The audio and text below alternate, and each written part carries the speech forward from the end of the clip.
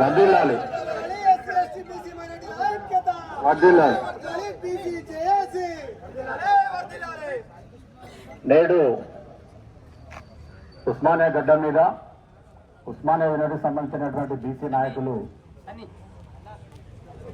మనకు ముఖ్యులు చెంపల రాజేష్ గారు మరియు సైదుల్ గారు, తర్వాత మధు యాదవ్ గారు, రాజు గారు, తర్వాత వంశీ గారు, మధు గారు, భార్య సైదుల్ గారు. తర్వాత ఎందుకంటే దయచేసి మిత్రులు ఎవరు కూడా అన్యతగా భావించొద్దు, నాకు చాలా మంది మిత్రుల పేరు తెలియదు.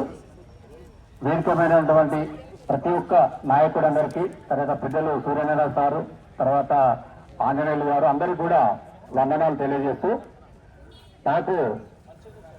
మనకు తెలంగాణ రాష్ట్రంలో బీసీ రిజర్వేషన్ల మీద కోటా మీద ఆర్ కృష్ణయ్య గారు గౌరవనీయులు పెద్దలు పూజ్యులు వారి యొక్క ఆధ్వర్యంలో రెండవసారి రాష్ట్ర బంద్ను నిర్వహించినట్లుగా నాకు అవగాహన ఉంది.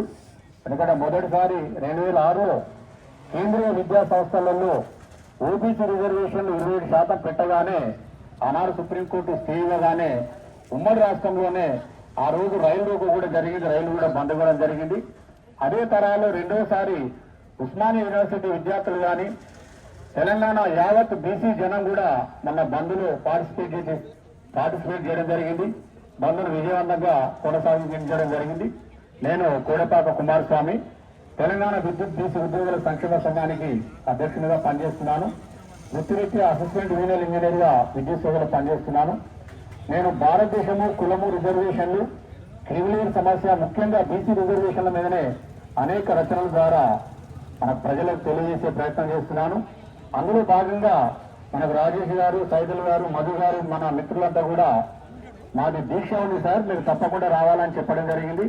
అందులో భాగంగా నాకు ఈ అవకాశం ఇచ్చినటువంటి విద్యార్థి నాయకులందరూ కూడా ధన్యవాదాలు తెలియజేస్తూ, మనకు ఈ రిజర్వేషన్ల మీద ఈ స్థానిక సంస్థలలో 42% రిజర్వేషన్లు ఎందుకు డిమాండ్ చేస్తా ఉన్నామో, మనకు రాజ్యాంగంలో ఏమున్నారు అనేది ఈ రోజు వరకు ఉన్నటువంటి సుప్రీంకోర్టు తీర్పులు ఏ విధంగా మనకు రిజర్వేషన్లకు అడ్డుకట్టగా నిలబడుతున్నాయనే అంశం మీద కొద్దిగా చెప్పే ప్రయత్నం చేస్తాను. ముఖ్యంగా మనకు భారత రాజ్యాంగంలో రాసేటప్పుడే మన వాటా జనాభా ఆధార పద్ధతిలో విద్యలో కానీ ఉద్యోగాలలో కూడా రాలేదు. కానీ స్థానిక సంస్థలలో 1992లో 73, 74వ రాజ్యాంగ సవరణ ద్వారా ఈ బీసీలకు రిజర్వేషన్లు పెట్టాలని 243 ఆర్టికల్స్ చేర్చడం జరిగింది. దానిలో చెప్పిన అంశం ఏంటంటే షెడ్యూల్ కాస్ట్, షెడ్యూల్ ట్రైబల్స్ ఏమో జనాభా దామాషా పద్ధతిలో ఇవ్వాలని చాలా స్పష్టంగా ఉంది. కాబట్టి వాళ్ళ కోటాకి ఎక్కడ కూడా కోర్టులు అడ్డరావడం లేదు. మరి మహిళా రిజర్వేషన్లను సమాంతరంగా అంటే హారిజాంటల్ పద్ధతిలో నాట్ లెస్ దాన్ 1/3 సీట్స్ అని చాలా స్పష్టంగా చెప్పడం జరిగింది. కానీ బ్యాక్వర్డ్ క్లాసెస్కి వచ్చే వరకు ఏమన్నాడంటే బ్యాక్వర్డ్ క్లాసెస్ సిటిజన్స్ అన్నాడు. అంటే బీసీలు ఎవరో కూడా స్పష్టంగా లేని పరిస్థితి. ఇక కోట ఎంత ఉండాలో చెప్పలేదు. అది పాలకున్నట్టు ఉద్దేశం. పాలకుడు ఎందుకు చేస్తాడు? రాజ్యాధికారం వారి చేతులు ఉంది కదా, మన ఓట్లని వారికి వేస్తున్నాం కాబట్టి వాళ్ళు చేయరు. ఈ రాజ్యాంగంలో ఉన్న లోపాలను లొసుకులను పెట్టుకొని ఇలా హైకోర్టు కానీ సుప్రీంకోర్టులు కేవలం బీసీ రిజర్వేషన్ల మీదనే స్టేలు వస్తూ ఉంటాయి. బీసీ రిజర్వేషన్లు కొట్టేస్తుంటారు. 50% సీలింగ్ కూడా వచ్చింది. అసలు 50% సీలింగ్ మీద అసలు ఈ స్థానిక సంస్థలలో ప్రధానంగా 2010లో K Krishnamurthy versus union of India case, ఇది రాజ్యాంగ ధర్మాసనము. కర్ణాటక రాష్ట్ర ప్రభుత్వము ఈ బీసీ రిజర్వేషన్లు కల్పంగా 50% సీలింగ్ దాటినప్పుడు వచ్చినటువంటి రాజ్యాంగ ధర్మాసన తీర్పు. ఆ తీర్పులో చాలా స్పష్టమైన అంశాలు చెప్పడం జరిగింది.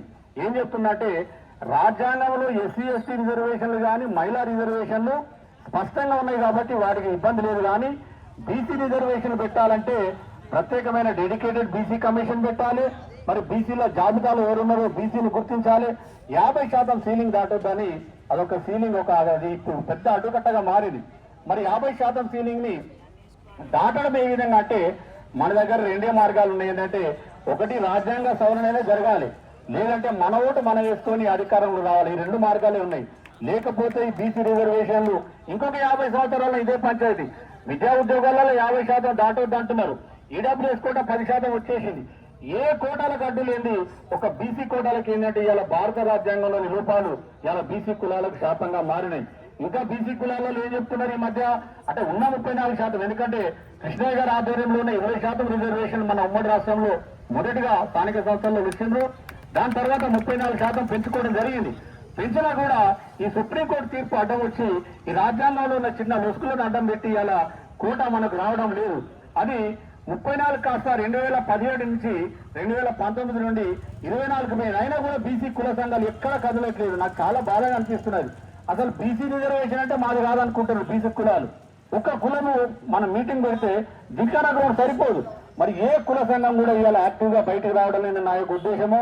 ఎందుకంటే బీసీ రిజర్వేషన్ల కోసం కానీ అసలు బీసీ సంఘం అనేది మన యొక్క ఉమ్మడి రాష్ట్రంలోని ఆర్ కృష్ణయ్య గారు ఆధ్వర్యంలోనే జరుగుతున్న దేశంలో ఎక్కడ కూడా బీసీ సంఘాలు లేవు. కుల సంఘాలు లేవా అంటే మరి కుల సంఘాలు ఉన్నాయి. మన గల్లీ నుంచి ఢిల్లీ దాకా బలంగా పనిచేస్తున్నాయి. కానీ బీసీ కోట ఉమ్మడిగా పోరాటంలో మాత్రము ముందు రావడం లేదా చాలా దురదృష్టకరము. ఇప్పటికైనా ఎందుకంటే ఉస్మానియా యూనివర్సిటీ విద్యార్థుల మీద బీసీ నాయకులమైన ప్రధానమైన బాధ్యత ఉన్నది. జనాన్ని చైతన్యం చేయాలి. ఒకటి మనకు స్థానిక సంస్థలలో కానీ ఏ విద్యా ఉద్యోగాలలో కానీ మన జనాభా దామాషా పద్ధతిలో రిజర్వేషన్ రావాలంటే రాజ్యాంగాన్ని సవరించాలి. మరి అధికారం మన చేతులు లేదు. మన చేతులు ఉన్నది ఏంటి? ఓటు ఉంది. కాబట్టి మన ఓట్లు మనం వేసుకొని రాజ్యాధికారంలో రావాలి వస్తే తప్ప వీళ్ళకి న్యాయం జరిగే అవకాశం లేదని నేను తెలియజేస్తూ నాకు ఈ అవకాశం ఇచ్చినటువంటి పెద్దలకు ధన్యవాదాలు తెలియజేస్తూ ముగిస్తున్నాను.